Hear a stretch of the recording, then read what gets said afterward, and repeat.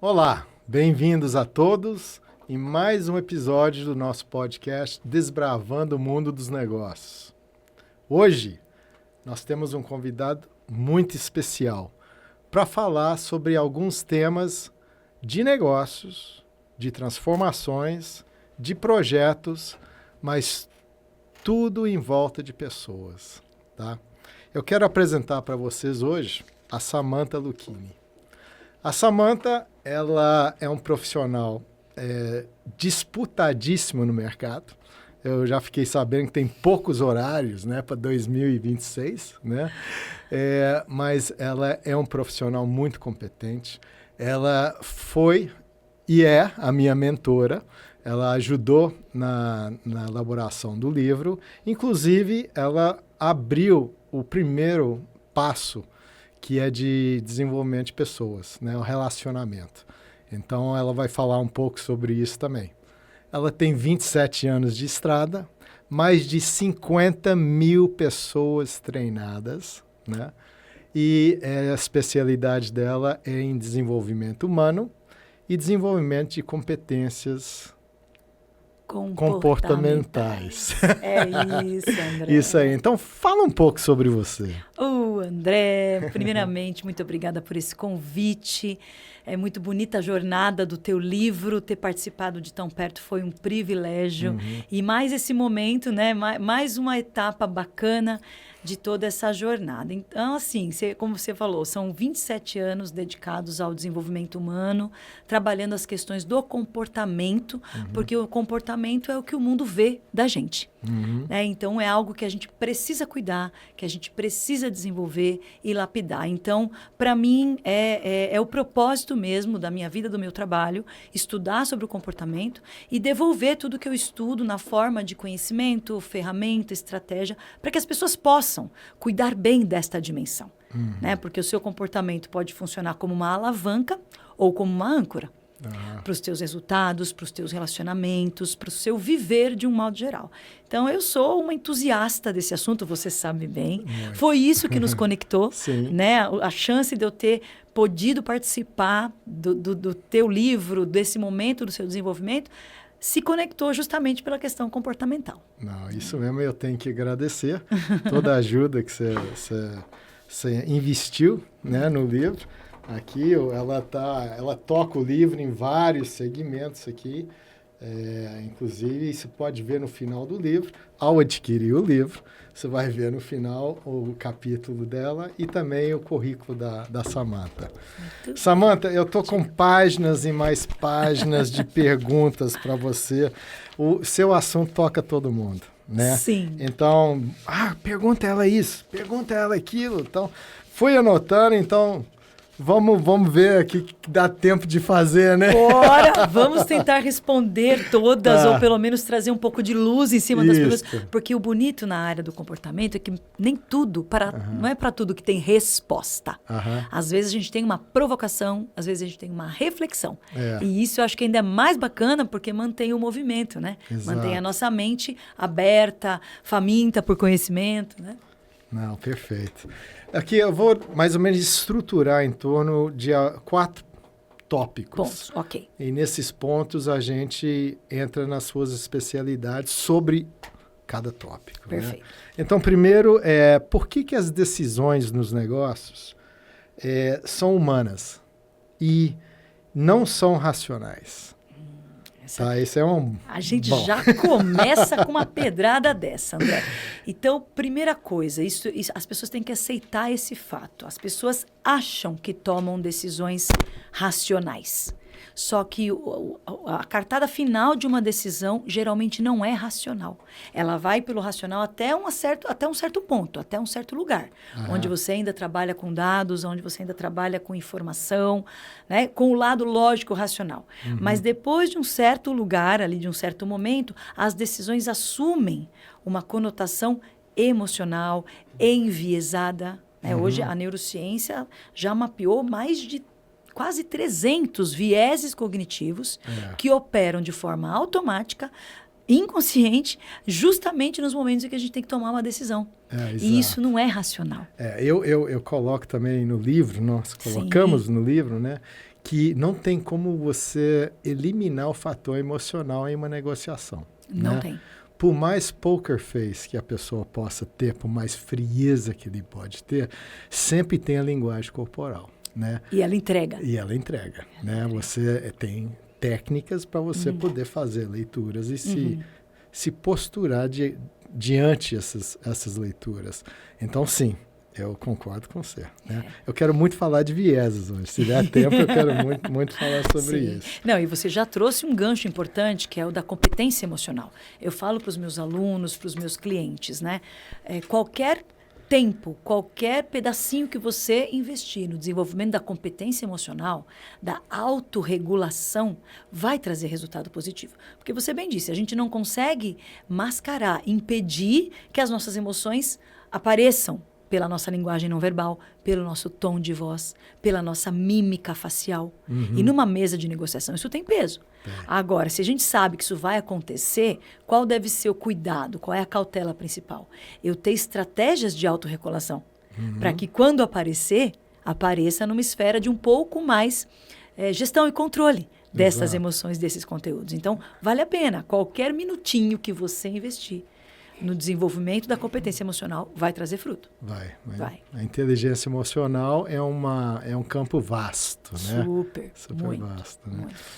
Então, outro tópico que a gente quer colocar é a diferença entre personalidade e comportamento, né?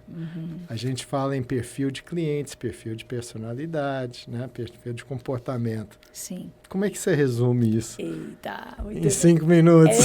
Só 5, André? Poxa vida. Não, dá sim. Bom, quando a gente fala de personalidade, a gente está falando de um conjunto de características mais estável, que é mais inerente a cada pessoa, aquilo que você já vem desde muito cedo mostrando para o mundo. Já o comportamento é algo mais maleável, mais flexível, mais adaptável à situação. Por exemplo, quando a gente usa ferramentas de assessment comportamental. Tivemos muitas vezes uma conversa parecida com essa. Quando a gente avalia o perfil comportamental de uma pessoa, essa avaliação é situacional, porque o nosso comportamento ele é adaptável.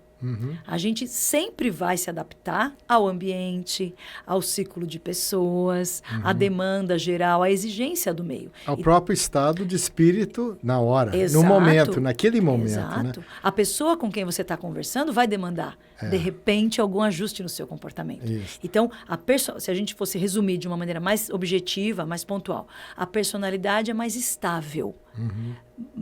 Muda com mais dificuldade, né? Agora, o comportamento não. Você ajusta, você usa da flexibilidade, da sua capacidade de adaptação para mostrar para o meio o comportamento que é mais apropriado. Tá. E no livro eu lembro que a gente dividiu em 4, né? O perfil as personalidades, Sim. né? Você quer explicar um pouco sobre esses 4? Bom, eu posso trazer a primeira ideia. Antes de explicar dos 4, a gente tem que pensar assim, não existe perfil certo e perfil errado. Perfil. Existe o perfil da pessoa.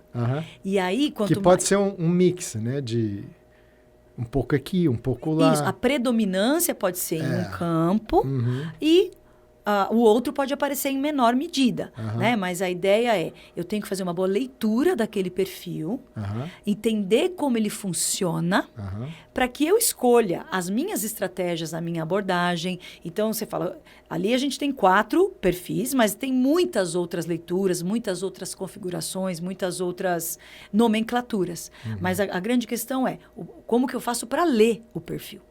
Perfeito. Para como eu falo, desvendar, decodificar como é que aquela pessoa funciona. Isso. Essa pessoa é mais visual, ela é mais sinestésica, ou é uma pessoa mais dominante, é mais influente, é uma pessoa mais lógica, mais emotiva, né? Ela é mais racional. Então, essa leitura é importante para que você possa escolher a melhor abordagem. Só que isso não é uma formatação automática.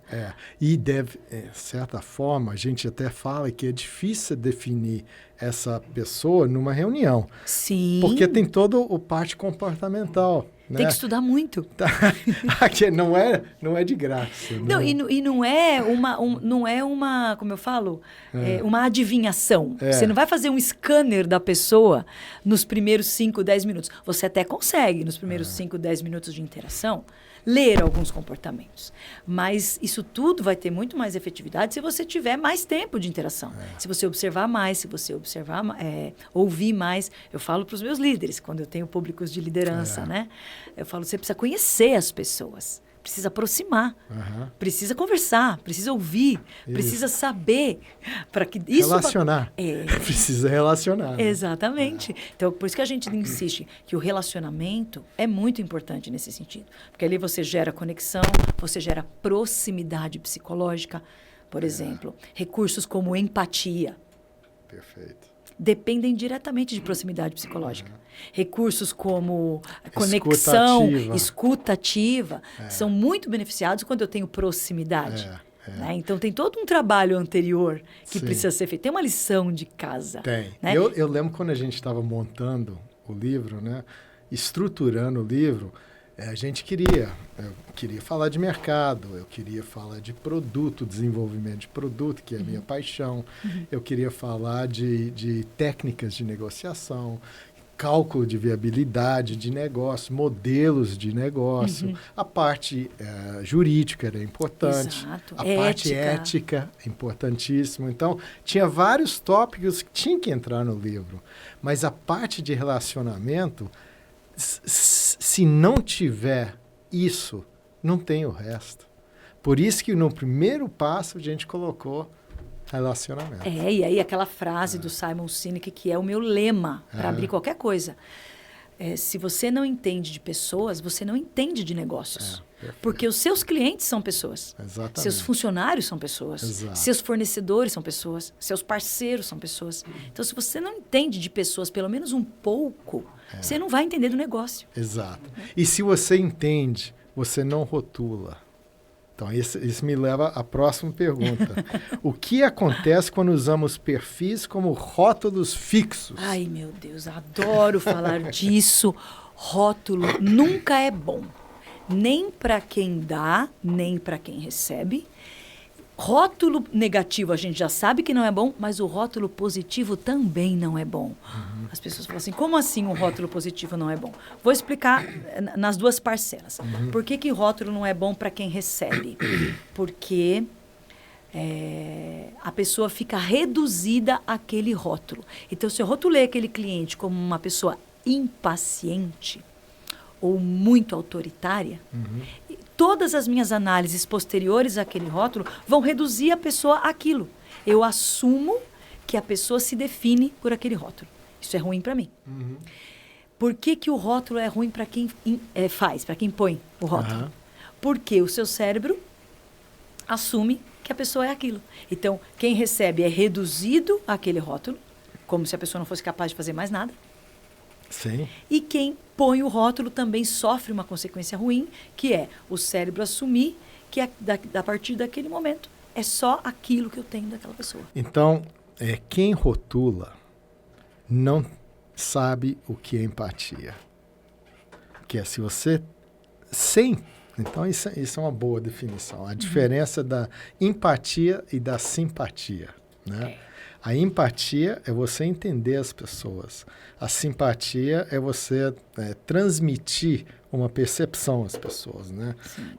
Totalmente diferente. Sim. Então, empatia para você entender a pessoa, você se colocar nos sapatos da pessoa, entender os problemas da pessoa, você não pode rotular. Você tocou num ponto importantíssimo, André, porque um rótulo é produto de um julgamento. Boa. E em empatia não cabe julgamento. Não. Exatamente. Se você está empatizando de verdade, você tem que excluir seu julgamento. Eu trabalho muito esse tema da empatia e eu gosto de uma palavra para definir empatia, que é validação. A pessoa que faz um bom exercício empático, ela está validando a outra pessoa. Eu valido a forma que você pensa. Eu não preciso concordar, mas eu preciso validar. Eu valido a forma como você pensa, eu valido o que você está sentindo. Não é concordar, validar é você dar o entender, direito da pessoa a pensar como ela pensa. Exato. Validação é, eu te dou o direito de você ser quem você é. Eu te dou o direito de você pensar como você pensa. Eu te dou o direito de sentir o que você está sentindo naquele momento, independente de eu concordar ou não. Isso. Então, o exercício empático no seu cerne é isso. Totalmente diferente de um rótulo, porque o rótulo é o produto final de um julgamento meu. Perfeito. Eu olhei para você, julguei e manifestei o meu julgamento na forma do rótulo. Por isso que eu não posso rotular o outro, porque eu reduzo ele ao meu rótulo, e isso também me aprisiona, porque no meu cérebro eu passo a me relacionar com o rótulo e não mais com a pessoa. Boa. Então, essa é a primeira parcela. Segunda parcela, que é importante. Rótulos negativos são péssimos. Ninguém gosta de receber rótulos de desorganizado, irresponsável, chato. Né? Mas os rótulos positivos também não são bons. Por quê? Quem fala isso é a Carol Dweck, lá no livro Mindset. Sim. Ela fala, quando a pessoa recebe um rótulo negativo, ela fica ansiosa, com medo de merecer. Porque ela fala assim, nossa, eu fui chamado de chato. Será que eu sou chato mesmo? Eu fui chamado de intolerante. Será mesmo que eu sou? Então, o rótulo negativo gera uma ansiedade porque a pessoa tem medo de merecer. E o rótulo positivo também gera ansiedade porque a pessoa fica com medo de perder. Por exemplo, uma vez que você foi rotulado como prestativo ou solidário, poxa, 2 rótulos bonitos, né? Olha, André prestativo, André solidário. É lindo. Mas como isso pode produzir ansiedade? Produz ansiedade porque a pessoa tem medo de perder aquele rótulo. Se eu fui rotulada como prestativa e, de repente, hoje eu não consigo te ajudar. Frustra. Lascou. Tipo, se eu fui rotulada de solidária, eu nunca vou poder dizer não para ninguém.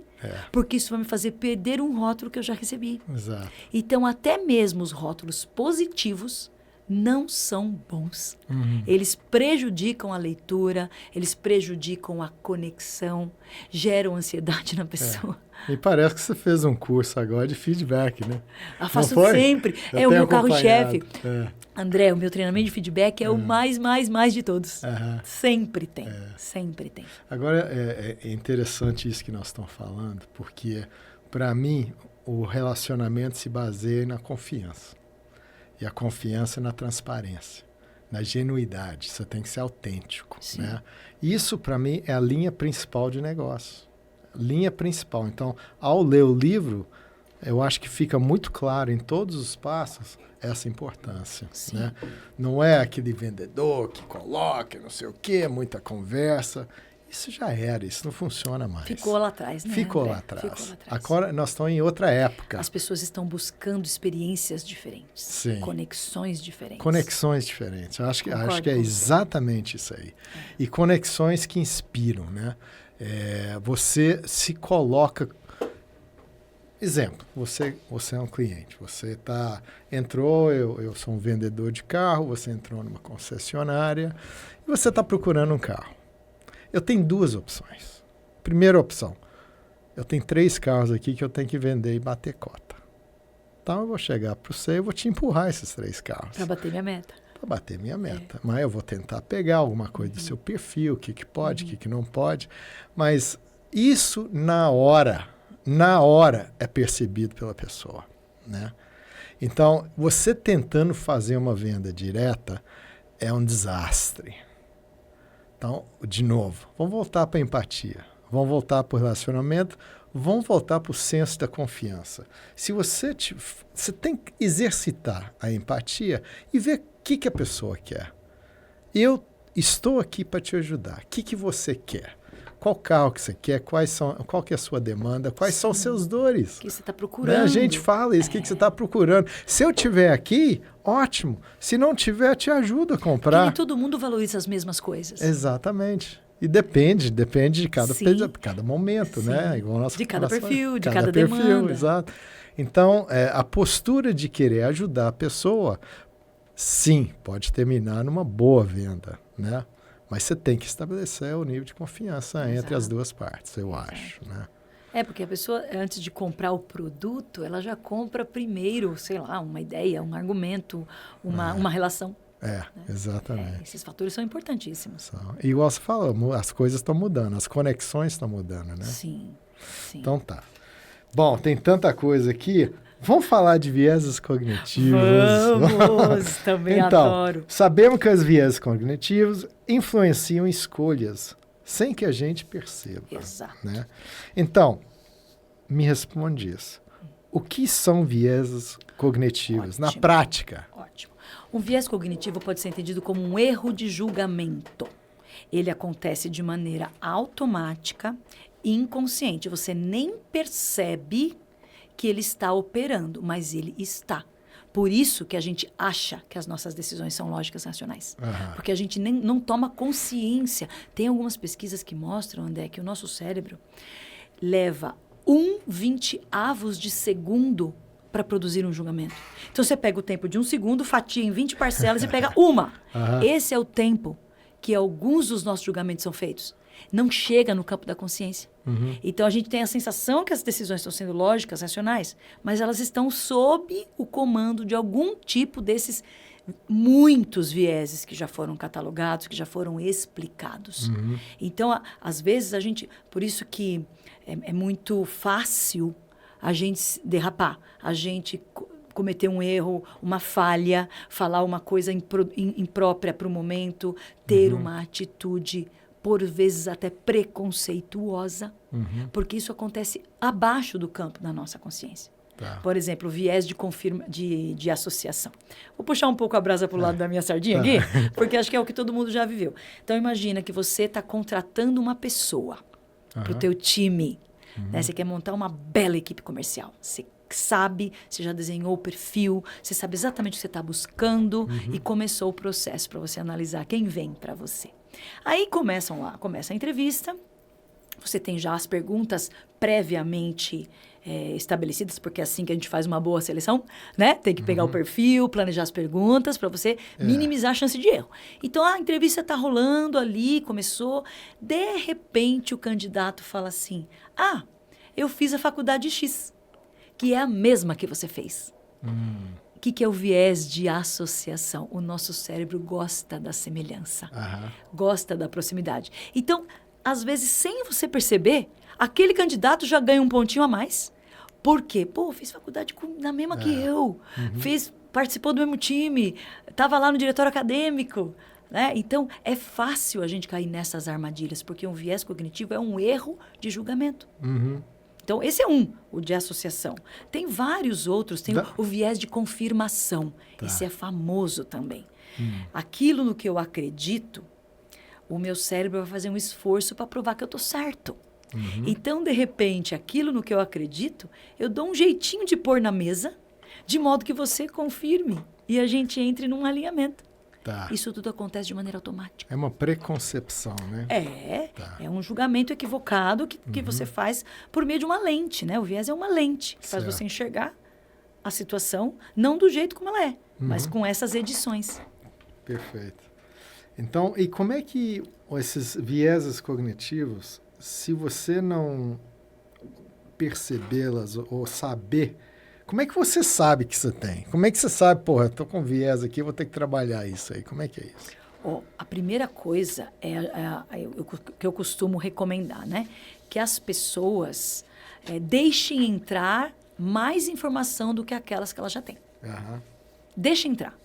Né? O que eu sei dessa situação é isso aqui. Essas são as informações que eu tenho desse cliente. Que mais? Porque a gente precisa ampliar um pouco para sair daquela concepção que o viés está tentando confirmar, por exemplo. Então, abrir para mais informação, pedir apoio externo, porque às vezes a gente não percebe que está cometendo um viés, que está agindo mediante a influência do viés, mas a pessoa que está do lado fala, pera.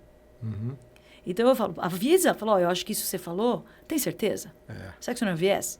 Será que não tem outra maneira da gente ver essa situação? Será mesmo que esse cliente só compra deste jeito? Será que ele só usa esse tipo de argumento? Será que isso não é um viés seu? Então, o meio também ajuda muito É isso, eu identifico com isso, porque também no livro a gente fala de amadurecimento de um projeto, de um momento, de uma situação, de um negócio, né? E a forma de amadurecer é pegar opiniões de várias pessoas. E a diversidade é importantíssima nesse aspecto. A diversidade intelectual, a diversidade cultural, a diversidade étnica. Porque você tem cabeças que têm formatações diferentes. E óticas diferentes. Isso. Então, quanto mais cabeças processando a mesma informação, a gente tem chance de mitigar o viés que está na cabeça de um. Exatamente. Agora, você não consegue obter ou se abrir para outras opiniões se você não tiver a escuta ativa, né? Como é importante o tal da escuta ativa, né? André, eu trabalho muito esse tema também. Eu escutei uma frase esses dias e ela ficou em looping na minha cabeça até eu conseguir encaixar ela no meu conteúdo. E qual é? Ela já está no meu conteúdo. Eu tenho um trabalho específico de escuta hospitaleira e acolhedora. Né? Então, é um trabalho onde a gente só mexe com as questões da escuta. E aí, pesquisando sobre isso, por que essa frase chegou? Porque eu estava pesquisando. Aí é uma provocação, na verdade. Fala assim, você escuta com seus ouvidos ou você escuta com seus gatilhos? Olha, pensa nisso. Quando você está no papel de ouvinte, você está escutando com o teu ouvido e com o teu cérebro, porque a nossa escuta tem duas vias. A via da audição e a via do cérebro. O ouvido ouve e o cérebro escuta, porque escuta é diferente de audição. Explica isso melhor. Nem tudo que você ouve, você escuta. Porque se você tem a sua orelha e o seu sistema auditivo preservado, você vai ouvir 100% do que chegar na tua orelha. Mas quem escuta não é o ouvido, quem escuta é o cérebro. Porque quando a informação chega lá, ela vai ser interpretada. Ela vai ser conectada com outras informações que você tem na tua memória. Ela vai passar pelo crivo dos teus vieses, das tuas percepções. Então, a nossa escuta envolve o ouvido e o cérebro. Só que existem pessoas que, na hora da escuta, não usam nem o ouvido nem o cérebro. Usam os seus gatilhos. O que é um gatilho nessa situação? São as pré-concepções. É o viés de confirmação. Sabe aquela pessoa que só escuta o que quer? Todo mundo aqui já deve ter tido uma experiência dessa. A gente está conversando com alguém que só escuta o que interessa. Só escuta aquilo que combina com as suas próprias convicções. Perfeito. Ou escuta de maneira altamente reativa, por operação dos seus gatilhos, e a comunicação fica um fracasso. Então, de novo, você escuta com o ouvido, ou o cérebro, ou você escuta com seus gatilhos. Eu acho que também em negócios você está dentro de uma comunidade que precisa se interagir, né? Você tem parceiros, sócios, você tem donos de empresa para a qual você trabalha, você tem fornecedores, né? Você tem a comunidade à sua volta, você tem os colaboradores. São muitos atores, né? Então, isso por si já te oferece uma diversidade, né? E se você conseguir criar uma fluência entre todos esses players, você tem uma riqueza de informação se praticar a escuta ativa. Né? Sim, e qualquer negócio depende disso. Também né? acho. Depende disso. Também né? acho. E voltando à questão da confiança, para cada um desses players, seja sócio, seja fornecedor, seja colaborador, se você não criar uma base de confiança baseada em autenticidade, de novo, né? A coisa não funciona. O colaborador não engaja, o investidor não acredita, Não entra, não né? confia, não entra. O fornecedor não se desdobra para tirar você de uma situação ruim, né? Você acaba ficando isolado. E sozinho a gente não faz nada. E eu ponho mais um retoque aí, André. A confiança não é de graça. Você não confia no outro de graça, porque tem que confiar. A confiança é precedida, como você disse, de legitimidade. Ela é precedida de convívio e proximidade. Pode pensar, todas as pessoas nas quais você confia, elas cumpriram esse critério. Ou da legitimidade, da convivência, da proximidade. E até mesmo... Da disponibilidade. E da admiração. Da admiração. A pessoa que você confia, você admira ela de alguma forma. Exatamente. Não importa qual. Essa é bem colocada. Mas tem que ter uma admiração. Então, tem um monte de... Eu falo, você não tem que mirar na confiança. Você mira em outra coisa. Mira na proximidade, mira na legitimidade, mira na convivência. E aí a confiança vem como resultado. Perfeito. Samantha, vamos falar um pouco sobre você. Como é que você começou? Como é que você chegou onde você está hoje? Nossa, Me conta um pouco da sua jornada. André, vamos lá. A minha carreira já tem 34 anos. 33 para 34 anos. Tá. Mas a primeira parte dela foi dedicada para outra área que não era desenvolvimento humano. Né? Eu trabalhei em área comercial, André. Olha que coisa. Aí, eu acho que seria ótimo comercial. Eu trabalhei com vendas, depois trabalhei em compras. E o que você vendia? Me conta. Material elétrico, André. Sério? Eu entendo bastante coisa. Cara, como é que eu não sei disso? De lâmpadas, disjuntores, reatores, conectores, transistores, tudo. Eu vendia materiais elétricos. Trabalhei em 2 grandes distribuidoras de materiais elétricos. Primeiramente na venda e depois fiquei do lado das compras. E aí chegou aquele momento de você decidir sua carreira. O que eu vou estudar, meu Deus do céu? E aí, na época, eu fazia um curso técnico de administração de empresas. Gostei, mas não era meu coração ali. Falei, legal isso aqui, mas não é. Você chegou a trabalhar com administração? Sim, então ali eu vivia dentro.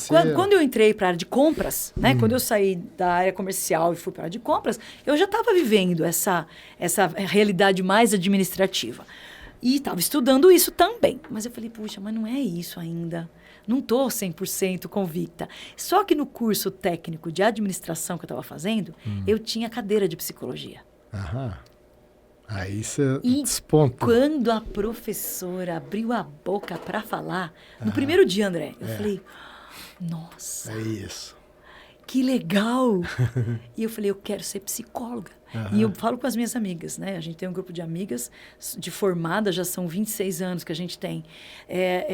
Eu faria de novo a faculdade de psicologia. Se eu tivesse, eu faria de novo, porque é o que eu gosto mesmo. Então eu falei, é isso que eu quero fazer. Aí eu comecei a estudar psicologia, ainda naquela transição, né? Trabalhando em compras, estudando psicologia. E aí veio a necessidade de começar a fazer estágio. E aí eu já consegui um estágio na área de desenvolvimento RH e de lá nunca mais tirei meu pé. Então eu trabalhei em 2 empresas para viver o lado de dentro, né? Sentir na minha pele todas as questões do desenvolvimento. E de 20 anos para cá, né, os primeiros 6, 7 anos de desenvolvimento foram dentro dessas 2 empresas. E a minha consultoria já tem 20 anos no mercado. E eu tenho o privilégio de atender aí tudo quanto é tipo de empresa, sabe? Culturas diferentes, pessoas diferentes. E eu falo, é o que eu realmente gosto de fazer. E a gente vê isso, né? Seu que olho bom, brilha. André. Agora, eu quero pegar tudo isso que você tem de 27 anos, dos 34 anos, eu quero aplicar isso de volta na sua experiência de venda. Então, a Samantha daquela época e a Samantha de agora, o que a Samantha de agora fazer naquela função, como que você seria diferente? O que você faria de diferente? André, eu não sei se seria uma diferença muito grande. Porque, por exemplo, hoje eu também sou vendedora. Além de eu vender os meus cursos, processos de coaching, eu tenho que vender. Então, essa veia comercial ainda é forte em mim. Né? Mas eu vendo ideias. Você vende ideias. Então, eu não faria nada, assim, não tem uma diferença muito grande. O que eu vejo de diferente eu tenho hoje muito mais estofo. Então, lá atrás, a gente fazia venda de uma maneira mais intuitiva, eu acho. Até porque, claro, eu não tinha estudado tudo que eu estudei. André, eu estou estudando ininterruptamente desde os meus 7 anos de idade. Isso. Então, assim, tudo que você estuda vira um capital para você. Então, claro, o que eu faria diferente era estudar um pouco mais, lapidar um pouco mais. Porque lá no passado, me corrija se eu estiver errada, você também é um homem da área comercial. As pessoas afirmavam que era tudo muito intuitivo. A venda era essa relação, era aquela coisa. Não é. Não é. E posso pegar uma brecha aí? Vamos. Então, com isso nasceu o livro, né? O livro, a história do livro é interessante, né?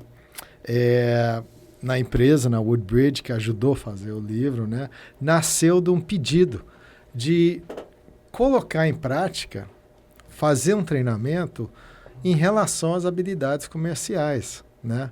Então, eu tive que estudar, fiz uma série de anotações, escolhi uma série de tópicos, vasculhei todas as minhas experiências, procurei, investiguei experiências de outras pessoas, em sucessos de empresas, né? E trabalhamos junto, Nossa, né? Tô aqui me lembrando. E de repente, isso virou um livro, né? E eu falei, o Irineu, né? Que ele até escreveu aqui um lindo parágrafo. Falei, Irineu, esse aqui vai virar um livro. Vamos fazer o treinamento. E fizemos dois. Você dois sabe que você é meu case, sabe? Você é um case, sério? Né? Porque você começou como um processo de coaching. Foi? Lembra? O livro processo começou de coaching, com isso. Que virou mentoria, que virou um livro. É isso aí. Então, é um case. E depois o nosso treinamento também. Aí fizemos 2 treinamentos para o Woodbridge, mas a essência do livro é justamente sair da intuição e colocar um pouco de estrutura, pragmatismo. Exatamente. É isso, por isso que são 10 passos. Você começa com relacionamento, você vai para o mercado, você vai para o cliente, você vai para jurídico, você vai para ética, você vai para modelagem de negócio, você vai para técnicas de negócio. Tudo tem uma lógica, né? Intuição, sim, você tem que ter intuição, mas tem uma estrutura lógica, né? Pô, eu tô achando que esse negócio vai ser um ótimo negócio, eu vou abrir o negócio e tal. Então tá, ótimo. Precisa desse spark, né? Precisa dessa ignição. Exato. Mas feita a ignição, vamos passo a passo agora, para tornar aquela visão, aquele desejo, aquela sacada, tornar uma realidade, né? Exato. Você sabe como é que a neurociência trata a intuição? É nada mais, nada menos do que a sua bagagem de experiência. Isso. Quando a gente tem aquela impressão que foi a voz da intuição, não é. Aquilo é o prática, estoque, né, de conhecimento, experiência que você tem e nem lembra que tem. E vem naquela hora. Faz uma associação. Exato, ele vem naquela hora, você acessa naquele momento, fica com essa roupagem bacana de intuição, mas não é. É a tua bagagem. Por isso que tem que estudar. Mesmo que o seu foco seja relacional, tem que estudar, tem que acumular conhecimento. Você está formando um repertório, uma base, uma bagagem que vai te servir, de repente, no momento que você fala, puxa, eu nem sabia que eu sabia isso. Mas em algum momento você adquiriu isso, está aí você. Exatamente. Bom, eu acho que não tem ninguém melhor do que você para falar sobre o livro. Mas eu queria resumir esse livro em uma frase. Eu queria que você resumisse o livro em uma frase. Nossa, agora você me pegou, hein? Para isso eu não havia me preparado, mas vamos. Em uma frase que você fala a experiência do livro? O que é o livro?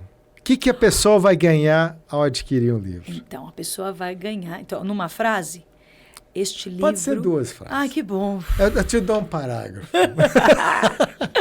A pessoa que adquirir esse livro vai ter acesso a um ativo construído de maneira zelosa, profunda e muito relevante, que é a tua experiência. Pô, quando eu li esse livro, e eu li várias vezes junto com você, a gente leu para corrigir, a gente leu para se acostumar com isso, a gente leu para defender a ideia para os nossos stakeholders, né, para quem tinha que comprar junto com a gente. Então, assim, a sensação que eu tive é uma riqueza de uma vida toda dedicada aos negócios. Tá aí. Legal. Então, isso é o seu ativo sendo disponibilizado para todas as pessoas que tocarem nesse livro. Nossa, ficou legal. André, você não preparou isso? Eu não preparei, eu não sabia. Ficou bom demais. Porque isso não está no roteiro que você me mandou.